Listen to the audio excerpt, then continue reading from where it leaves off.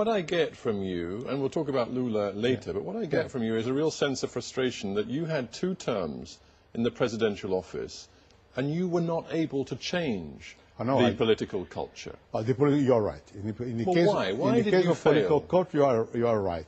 I changed the country, I suppose. Well, I'm not sure that you... Do you really believe that? I mean, again, I'm sorry to quote so many of your own words. In terms of the economy, yes, no doubt. Yeah, but let's go beyond the economy, because you said... And there's a sense of frustration in what you said. My government, you said, made education universal. Yes. But for what? What they now teach in schools is a disaster. No. Why? Well, that's what you said. Yes, I said. But why? Because our problem was to give access to the population, to the schools. Now it's a problem of quality. You were seen as a man who was a technocrat, perhaps even seen as a neoliberal by some in economic terms. You certainly hastened the pace of privatization.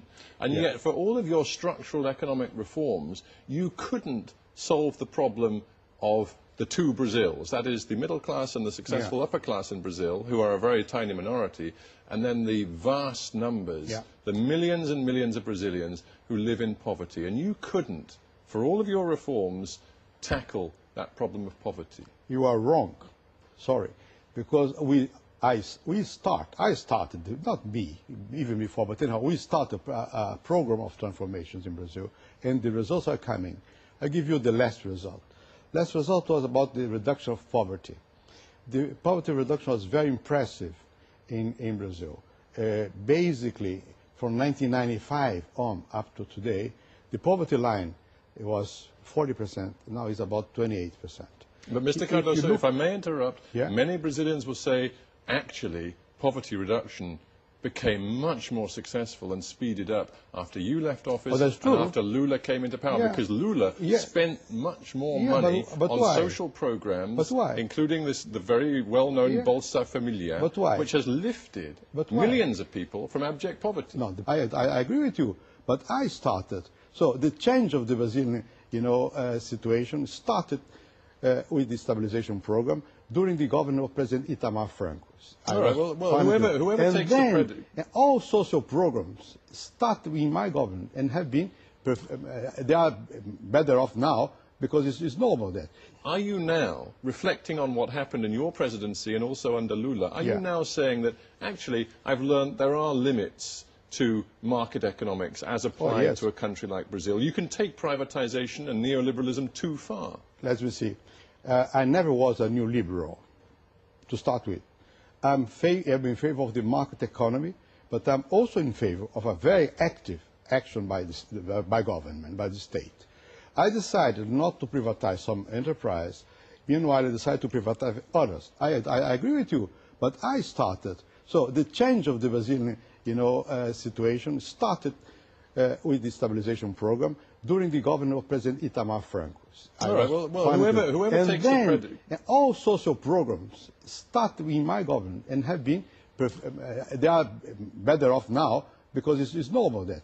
Are you now, reflecting on what happened in your presidency and also under Lula, are you now saying that actually I've learned there are limits to market economics as applied to a country like Brazil? You can take privatization and neoliberalism too far. Let me see. I never was a new liberal, to start with. I'm in favor of the market economy, but I'm also in favor of a very active action by government, by the state. I decided not to privatize some enterprise, meanwhile I decided to privatize others. The President should give a clear lead on the issue of corruption. Well, I think so. Well, in that case, did you give a clear lead? You had 2 terms in office. What kind of lead did you give your country? Well, you don't have any one case of a person in my government, indicted or something like that, being safeguarded by me. Well, that brings me to the essence of my case, if I may say so, because as I understand it, you appointed a federal prosecutor general, Geraldo Brindero, who sat in office for years and received, according to the Brazilian press, over 600 inquiries, I think they're called, into criminal behavior by public officials. Now, the vast majority of those inquiries were simply filed away. I think he even developed a nickname in Brazil as the sort of the filing clerk. Yeah. Now, is that because you're telling me there was no wrongdoing at all in power when you were president, or is it simply because he sat on those allegations? Let me put very clear to you that in Brazil, the fiscal is absolutely independent from the executive branch. Absolutely independent. But you appointed him. Yes, but he's independent. He's judged by himself. You say, and you've said it again on this program, Lula has to give a lead. Lula has to be strong. Yes, but are you telling me there were no charges brought against any MPs or any members of your government over an 8-year period? Are you telling me that politics was entirely clean? Could you give me the name of one? No, I'm just asking, do you think politics was entirely clean? No one has been... but the fact nobody was charged perhaps suggests that or even accused by the press. No one minister. No one. And I think that's possible to trust that Brazil has a good future, provide the Brazilian ruling class will be much more sensitive against corruption and more concerned with internal domestic situation. Fernando Henrique Cardoso, thank you very much for being on Hard Talk.